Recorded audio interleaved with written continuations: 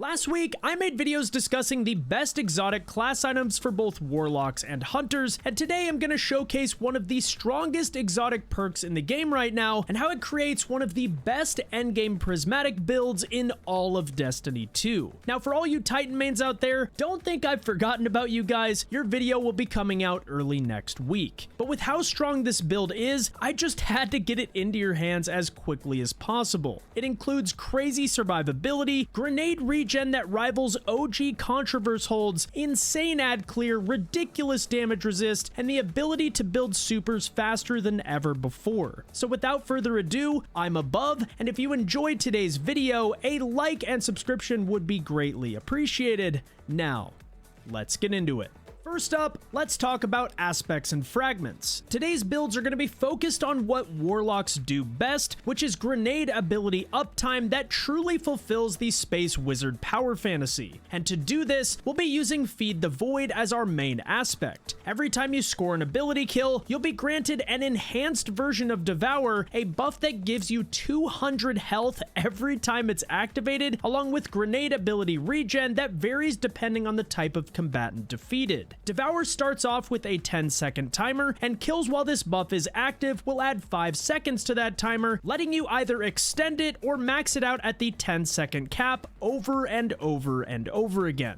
The second aspect really depends on your playstyle, since every option is viable in one way or another. Lightning Surge is a powerful melee ability and source of jolt. Bleak Watcher is one of the most popular options in the game right now when you overcharge your grenade into a stasis turret that can slow and freeze enemies, while Weaver's Call pairs nicely with Threadling builds. With that said, I actually went with Helion for this build specifically, which is a brand new aspect with the final shape that grants the user a solar mortar that lobs flaming projectiles at enemy targets. Now, to be honest, I thought this aspect would actually be a bit of a meme, but after using it for an extended period of time, I just can't take it off. The solar mortars have solid targeting, deal a surprising amount of damage, and scorch enemy targets for easy ignitions. But what makes this such an insane pairing with Feed the Void is the fact that these solar mortars last for 20 seconds, and any final blow secured by these solar buddies can proc or extend Devour. Passive ad clear is always helpful, especially when it synergizes so well with one of Destiny's strongest abilities. Now, when it comes to prismatic fragments, there's actually a lot to break down and understand here. Some are extremely powerful must-haves, while others sound good on paper but underperform when used in actual builds. So let's cover which ones are actually worth using. First up, we have Facet of Purpose, one of the most powerful fragments for any prismatic build in the game. This fragment states that picking up an Orb of Power grants either Amplified, Restoration, Frost Armor, Woven Mail, or an Overshield based on the damage type of your super. Restoration and Woven Mail are by far the most powerful buffs here, which works out nicely for prismatic warlocks due to how strong both Song of Flame and Needlestorm are. Since these builds are ad clear focused for endgame content like raids, GMs, and dungeons, I'm gonna go with Song of Flame. This super grants the user 90% damage resist and allows you to cycle infinite abilities that not only heal you, they absolutely obliterate bosses and high priority targets like subjugators and tormentors. Now pair this with the fact that you get restoration anytime we pick up an Orb of Power, and you have an insanely powerful combo. And if that wasn't enough, we're also rocking Facet of Protection that provides a stackable 15% damage resist when surrounded by 3 or more enemy combatants. These two fragments help carry the survivability portion of our build, while the final 3 give us neutral game benefits that are simply unmatched in endgame content. Next, we have Facet of Balance, which in my opinion is one of the most underrated fragments in the game right now. It states that rapidly defeating targets with light damage grants melee energy, while rapidly defeating targets with darkness damage grants grenade energy. These passive ability gains are extremely noticeable, especially when you consider that this fragment literally embodies what Prismatic is all about, which is mix and matching light and dark abilities. And speaking of abilities, I went with Phoenix Dive for an instant 50% burst heal with by far the shortest cooldown of any of the Warlock's class abilities. This means I get more uptime on Hellion, which helps me feed Devour even more often, as I noted earlier. I also went with Arcane Needle for 3 darkness-based melee charges that help me fill my prismatic bar extremely quickly and synergize perfectly with our next fragment, Facet of Dawn, which states that powered melee hits make you radiant, while powered melee final blows make you and allies radiant. This buff lasts for 4 seconds, essentially acting as a mini version of Ember of Torches from our solar subclasses. But since we have 3 melee charges at our disposal, we essentially have a 25% damage buff and anti-barrier rounds whenever we want them.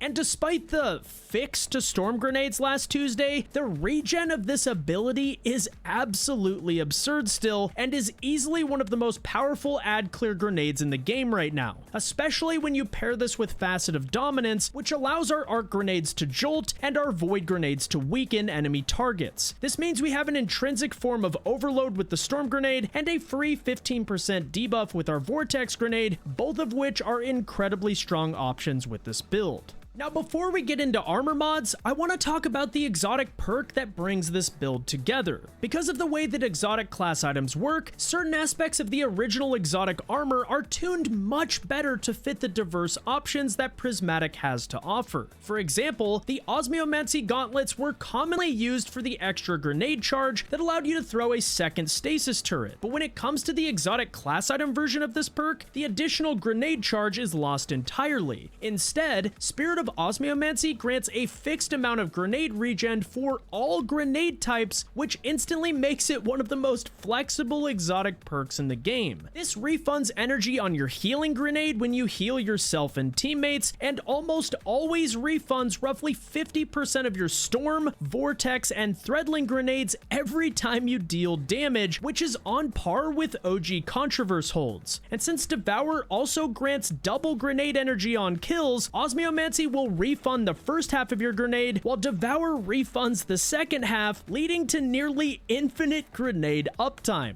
And listen, I know a lot of people, including myself, are pretty salty about the double loot fix to Dual Destiny, so hearing about these cracked combos that you need to sink an insane amount of time into farming for just probably adds salt to the wound, and I totally get that. So for this build, I'm not going to recommend some crazy rare combo that you may never get. Instead, I'm going to recommend Spirit of Osmiomancy as the only perk you need to cycle near infinite abilities, which should make your farming a whole lot easier. With that said, I do have a few recommended perks to look out for should you choose to farm some more. First up, we have Spirit of Harmony, where any weapon kill that matches your super element grants you additional super energy, ranging anywhere from 2 to 5% for each enemy type killed. Now, this may not sound like much, but with how many kills we're getting in activities nowadays, it's extremely noticeable in ad-dense content. And we have some pretty insane solar weapons at our disposal that can help us feed Song of Flame, including Sunshot, Galahorn, the BXR Battler, and even the upcoming Solar Rocket Sidearm Aberrant Action, just to name a few. Pair this with Ashes to assets on your helmet, and it'll seem like you have Song of Flame up constantly. Spirit of Verity is another incredible option, as it grants you 20% increased grenade damage for each stack of death throws that you obtain, which can up to double your grenade damage at the ×5 maximum stacks. To proc death throws, simply match your weapon and grenade element and get kills to empower your grenades. So for storm grenades, you can use highly popular options like Indebted Kindness or Song of Your Ute for ad clear to supercharge your grenades. And last but not least, we have Spirit of the Star Eater, which was previously a hunter exclusive exotic that is now available on all classes. Spirit of the Star Eater states that picking up Orbs of Power grants Feast of Light stacks, which increases your super damage by a fixed amount per orb collected. At maximum stacks, Star Eaters grant the user a 70% damage buff to their super, which can work extremely well with Song of Flame, Needle Storm, and Nova Bomb. And now to bring the build together with our armor mods, starting with our helmet, where I recommend using a heavy ammo finder to generate heavy ammo for your heavy weapons, ashes to assets for increased super regen on your grenade final blows, which we'll be doing a lot by the way, and a harmonic siphon mod to generate orbs of power with your weapons. On the gauntlets, I went with firepower to generate orbs with grenade final blows, and on the chest, I actually like to go with the rainbow resist mods these days to help combat the various types of incoming damage that we have to deal with. On the boots, I recommend running surge mods to match your power weapon and a scavenger to help with your heavy ammo economy. And last but not least, on the class item, I recommend distribution and bomber to reduce ability cooldowns when using your phoenix dive near enemy targets, and powerful attraction, which allows us to collect nearby orbs of power when using our class ability, which helps build your super even faster. This build offers insane survivability, ability uptime, super regen, and acts as just an insane all-around ad clear build for any activity in the game. Well guys, that's gonna do it for the video. If you enjoyed, a like and subscription would be greatly appreciated. And as always, I'll have the dim link for this build linked down in the description below. And for my most loyal viewers who have watched all the way to the end, right now in collaboration with AdvancedGG, we have a limited edition final shape above merch drop that includes an ice shaker, a collector's edition flavor, a mouse pad, and so much more. So if you're interested, I'll have those linked down in the description as well. Anyways, that's it from me. Thank you all so much for watching, and I'll catch you next time. Peace!